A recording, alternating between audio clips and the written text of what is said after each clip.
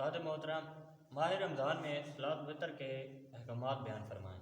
جی ماشاء اللہ عزیز بھائی، اہم ترین مسئلہ یہ ہے کہ جو احباب عشاء کی نماز میں فرض کی نماز جماعت کے ساتھ ادا کریں گے، وہ جو وطر کی 3 رکعتیں ہیں وہ بھی جماعت ہی کے ساتھ ادا کریں گے۔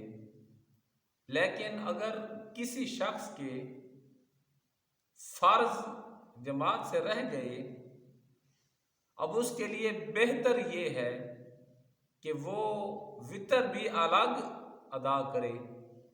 لیکن بالفرض اگر کوئی شخص کہ جس نے فرض ادا نہ کیے لیکن وطر ادا کر لیے، وہ گنہگار نہ ہوگا۔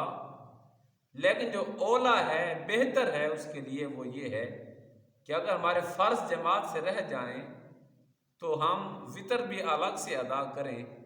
ہمارے حق میں یہی بہتر ہے۔ واللہ عالم بالصواب۔